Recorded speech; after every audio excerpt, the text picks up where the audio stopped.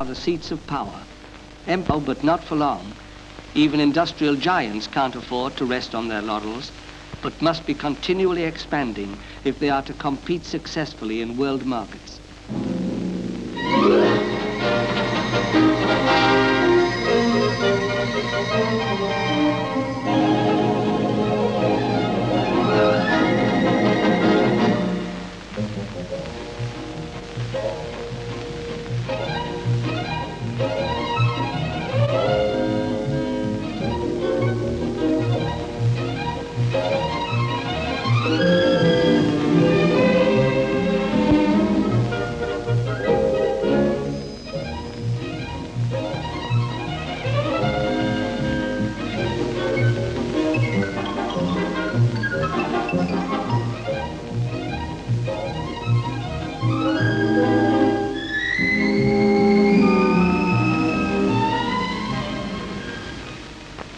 Many of our industrial cities are finding it increasingly difficult to meet the growing demand for more space.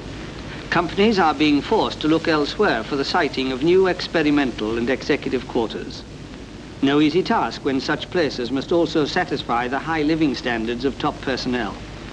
It was to assess our town's suitability as a site for his company's new headquarters that Alex Fielding, a senior executive with his firm, and his wife Jenny travelled to Harrogate.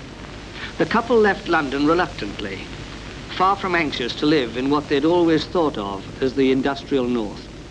Yet to their surprise, even the first views of the town, glimpsed from a taxi window, impressed them. Harrogate is famed for many things, not least of which is its beautiful floral displays. Luxuriant beds of colourful blooms are never far away. Spacious tree-lined avenues, interesting shopping areas, and lovely old buildings of mellow Yorkshire stone, all joined together in helping to create a happy, relaxed atmosphere. For leisure time, the unique evergreen stray, which almost encircles the town centre, offers something for everyone. But we are practical people too. Parking, for instance, that national headache is simplicity itself here. We inaugurated a free disc parking system a few years ago, which has been enormously successful.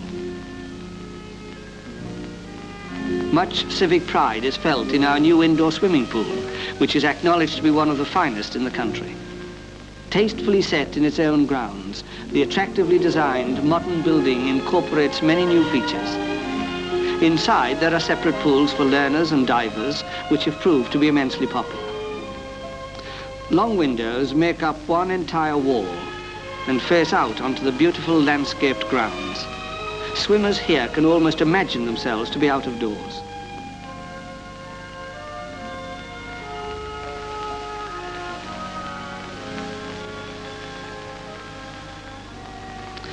There is another entirely different facet of the town.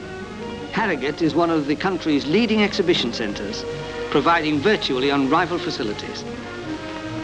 The main exhibition centre is rarely empty, and there are many differing types of exhibitions and trade fairs held here annually.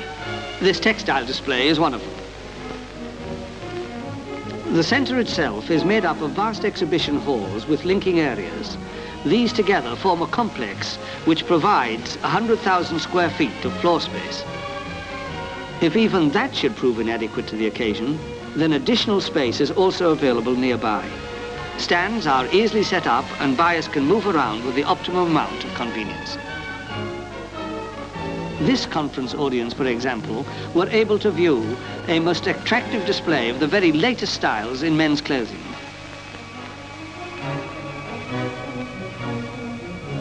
The corporation, well versed in such matters by now, offer every possible assistance to exhibition organisers. Nothing is left undone that would contribute to the successful staging of such events. The variety of uses the centre is put to each year is rapidly expanding.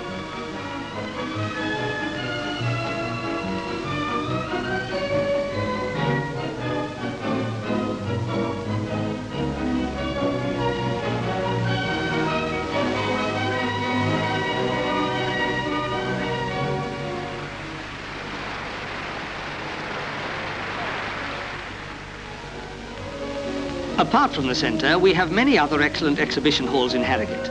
All offer first-class amenities, not least of which are good frontal parking facilities, a major consideration with organisers. Yet even at these hubs of commerce, the town's love of natural beauty is in evidence. Well-laid-out gardens and colourful flower beds offer welcome relief from the commercial atmosphere inside.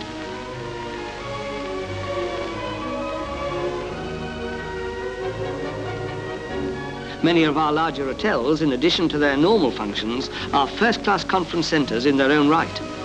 This is one of them. The dignified old building, set in its own grounds, bears the appearance of a stately home. Yet, as an hotel, it's been famed for its excellence since 1700.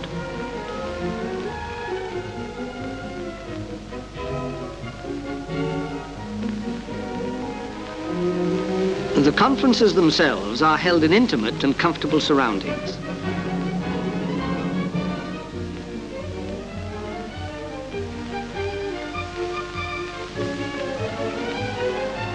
When the morning's business has been concluded, an appetizing meal awaits the delegates in the sumptuous dining room. The length of its service qualifies the hotel to specialize in Old English dishes, like this succulent baron of beef.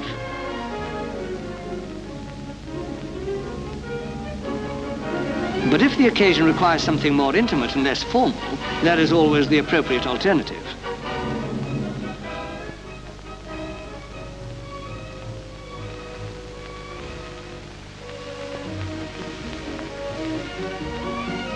Another major aspect of Harrogate life has also gained importance on a national scale.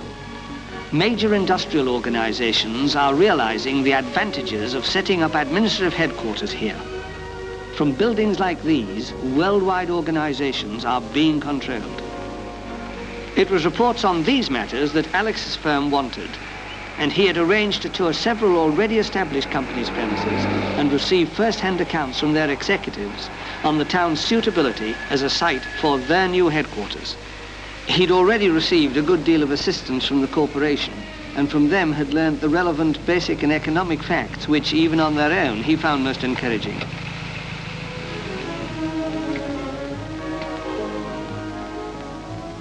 News of his arrival at ICI Fibres was phoned through by the gatekeeper, and a secretary was sent to meet him and conduct him to the offices.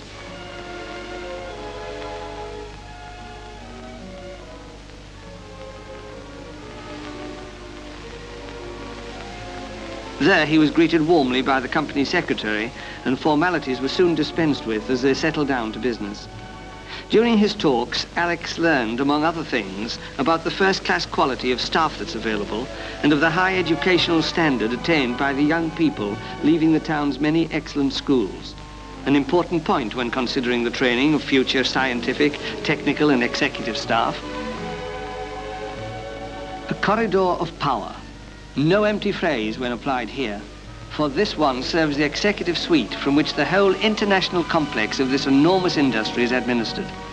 Behind these doors are men who plan the operations of a business that spans 5 continents, a multi-million-pound industry that already accounts for 1/10 of the world's synthetic fiber trade. In this town, the real power game is played.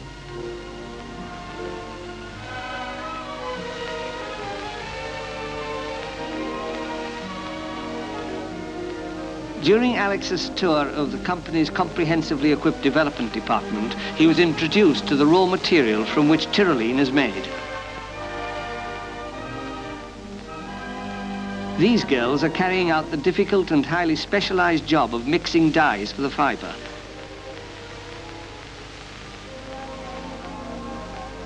To assist industry, all kinds of tests and experiments are carried out on the yarns and fabrics here. The tasks to be done are many and varied, ranging from the routine to the operation of the different types of testing equipment. All these jobs have to be carried out by highly trained, skilled workers.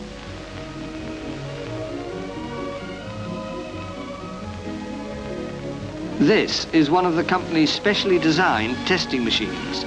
Its function is to discover the degree of resistance the material has to snagging. This one carries out checks on rainproofing finishes. In the dyeing house, the specially formulated dyes are tested. This is important in overcoming the dyeing problems presented by some synthetic fibers. Alex was then shown some of the finished products in the showroom.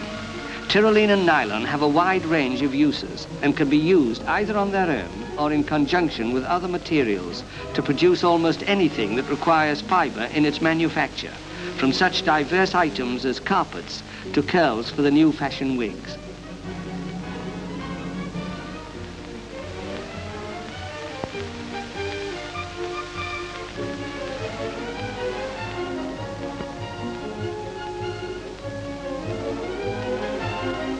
The variety of weaves and finishes demonstrates Tyroline's complete versatility, and Alex was invited to select a random sample. His host displayed a bed covered in this material, even down to the mattress cover.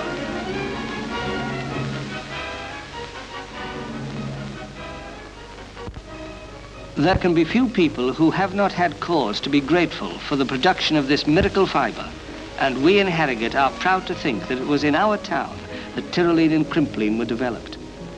Could it be that there is something in the Harrogate air that helps breed good ideas? We are also proud of the other companies who have established themselves here, and Alex's next call was to meet the management of this famous raincoat manufacturing company. For over 40 years, this company has been renowned for the quality of its rainwear. Style, good tailoring, and attention to detail have assured its well-merited success. The company also prides itself on a speedy and efficient delivery service. The packing and dispatch department is one of the best in the country. Furthermore, price for price, the garments made here are the best possible value for money. Since coming to Harrogate in 1949, this company has expanded to such an extent that it now occupies almost 4 times its original space, and the present factory occupies its own 3-acre site. The directors paid our town the much appreciated compliment of having the building specially designed to harmonize with the town's physical characteristics. From its small beginnings in 1929, when only 20 operatives were employed, the company has developed into a strong contender for world markets.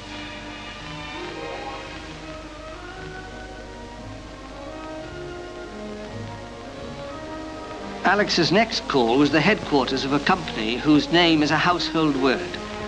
A mighty organization whose reputation in its own field is second to none. One of the directors had invited him to tour their factory. The degree of goodwill and cooperation between firms already established here had surprised Alex, as had the pleasant helpfulness he had received from everyone. It was obvious that all companies worked together on a friendly and mutually helpful basis.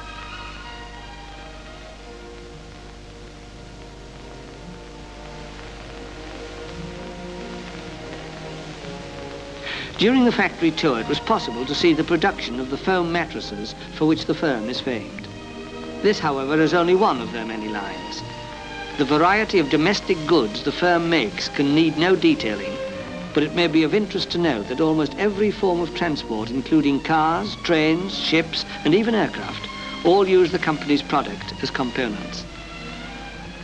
Generally used, though less well known, are the specially manufactured foams which have an extensive variety of uses. These range from textile lamination to acoustic insulation. If variety is the spice of life, could this factory be termed perhaps the seat of it?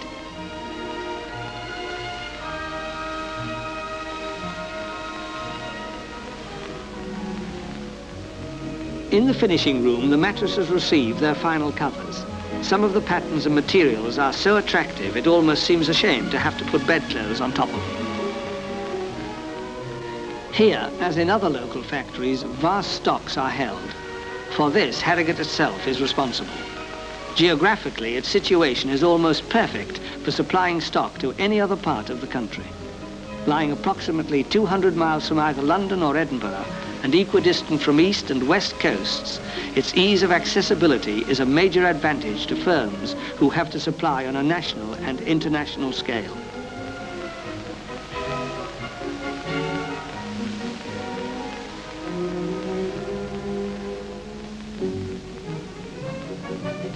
Finally convinced, Alex decided that the search for a site for his company's new headquarters need go no further. Harrogate satisfied his company's every need. The search he and Jenny now had to undertake was for a house, their first. Property in London being so expensive, they'd had to live in a flat. Excited at the prospect of at last being able to have their own house, they set out to look for one, and found themselves agreeably surprised at the wide variety of good properties available, and with prices to suit every income bracket. Another advantage of living in Harrogate is the relative ease with which home mortgages can be arranged, providing one satisfies the standard income requirements, and that's not difficult in Harrogate. The building society with whom Alex dealt has a particularly good scheme. Understanding that people do not always have the money for a deposit, this society allows potential customers to deposit money with them as they would in a bank. On this, interest is paid, and it can, of course, be drawn out at any time and for any purpose. By this means, the society gets to know the clients, and when a mortgage is required, it is readily available. In the hope that they would one day be able to afford their own house, Alex and Jenny had been saving in this way for some years, so that the final formalities couldn't have been simpler.